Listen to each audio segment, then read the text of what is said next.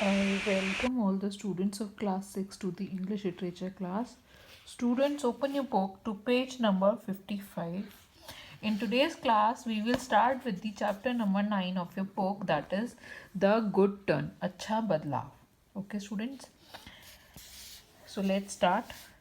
Dr. Raj Khanna served in a government hospital and had recently retired. Doctor Raj Khanna जो थे वो एक सरकारी अस्पताल में काम करते थे और वह अभी रिटायर हुए थे.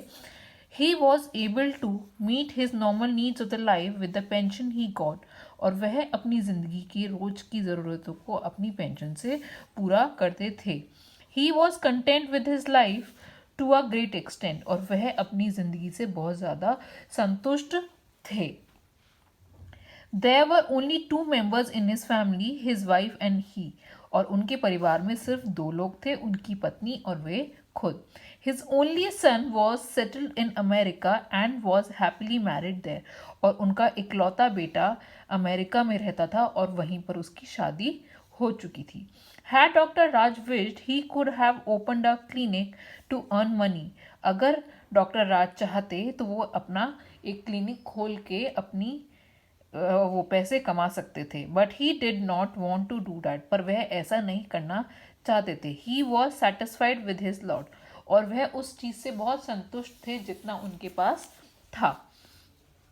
All his life doctor Raj had been a kind hearted man away from all kinds of corruption. और अपनी पूरी जिंदगी में डॉक्टर राज एक बहुत ही दयालु दिल के इंसान थे और जो हमेशा की करप्शन यानी कि चोरी चकारी या किसी चीज़ के घपले से हमेशा दूर रहते थे. He used to help others as much as he could. और वह हमेशा दूसरों की सहायता करते थे जितना कि वे खुद से कर सकते थे.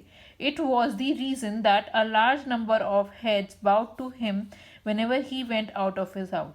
और वह इतने अच्छे दयालु थे कि जब वे घर से बाहर निकलते थे तो लोग उनके सामने उन्हें झुककर प्रणाम या फिर नमस्ते वगैरह करते थे. किसी की भी इतनी हिम्मत नहीं होती थी कि वो उनके आगे कुछ उन्हें गलत बोले क्योंकि वे बहुत अच्छे इंसान थे. His house was situated not far from a slum. और उनका घर एक स्लम से ज़्यादा दूर नहीं था. स्लम मतलब जहाँ पर झुग्गियाँ झोंपड़ी होती हैं. He was pained at seeing the most unhygienic condition that prevailed there. और वहाँ पर जो इतनी ज़्यादा गंदगी हो रही थी उसे देखकर उन्हें बहुत बुरा लगता था. It was impossible to walk by the stinking cluster of slum dwelling without a handkerchief on the nose. और वहाँ से अगर तुम निकल रहे हो तो वहाँ इतनी ज़्यादा बदबू होती थी. वहाँ के जो लोग रह रहे थे उनके आसपास स्लम में इतनी ज़्यादा ड्वेलिंग मीन्स बसा हुआ कि आप बिना नाक पर रुमाल रखे वहाँ से नहीं निकल सकते थे. Dr. Raj passed much of his time reading books, meeting people, and of course going for long walks in the morning and evening. और डॉक्टर राज अपना ज़्यादातर समय कैसे बिताते थे? किताबें पढ़कर, लोगों से मिलकर या फिर पैदल चलकर सुबह और शाम दोनों समय. His walks took him to walk by the slum. और जब वो वॉक के लिए जाते थे तो वो उस स्लम के पास से भी गुजरते थे. He was moved at seeing their pathetic condition. और उन्हें वह जो पथेटिक कंडीशन मतलब बहुत बुरी हालत जो उन लोगों की वहाँ हो रही थी उससे वे बड़े हिल चुके थे. He had a feeling which exhorted him to do something for slum dwellers. और उन्हें एक ऐसी फीलिंग आई जिससे उन्हें इस बात उन्हें उन स्लम ड्वेलर जो लोग स्लम में रहते थे झुग्गी झोपड़ी में रहते थे उनके लिए कुछ करने के लिए मजबूर कर दिया था. He had anyhow discovered this desire of his until one day. और उन्होंने अपनी जो ये इच्छा थी उन लोगों के लिए कुछ करने के लिए उसे बाहर निकाला. He was walking by the slum and as usually he did. वो रोज की तरह उस दिन भी स्लम के पास से जा रहे थे. As he glanced towards the slum dwellings, he saw a child sitting by the municipal water tap and crying piteously. तब उन्होंने देखा कि जो स्लम में लोग रह रहे हैं उनमें से एक छोटा बच्चा जो म्यूनिसिपल जो सरकारी पानी की जो टंकी होती है उसके पास बैठकर रो रहा है बहुत तेज से. पिटियसली मतलब बहुत बुरी तरीके से. There was something in his cries that compelled doctor Raj to stop and look at him.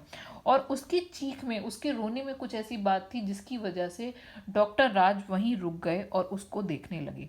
After all he was a doctor and child specialist at that. और क्योंकि आखिरकार वे एक डॉक्टर थे और वो भी चाइल्ड स्पेशलिस्ट मतलब बच्चों की बीमारियों के डॉक्टर थे, तो जिससे उन्हें वहाँ रुकने में मजबूर कर दिया जब उन्होंने उस बच्चे को रोते हुए देखा। He knew from the sound itself that the child was sick and needed urgent attention. और उसे बच्चे की रोने की आवाज़ से ही यह पता चल गया कि बच्चा बीमार है और उसे तुरंत ही इलाज की ज़रूरत है। He stopped and looked carefully at the child. A boy of 5 years, he looked for a way to reach the child as the pathway was all covered with slime and mud. और वे वहाँ पर रुके और बच्चे की तरफ बड़े ध्यान से देखने लगे कि बच्चा जो था वो तकरीबन 5 साल का होगा। उन्होंने उस बच्चे तक पहुँचने के लिए एक रास्ता सा बनाया क्योंकि वहाँ पे सारे में मिट्टी और गंदगी फैली हुई थी। The recent rains had made the stink unbearable. और अभी हाल में बारिश हुई थी जिसकी वजह से बदबू और ज़्यादा आ रही थी।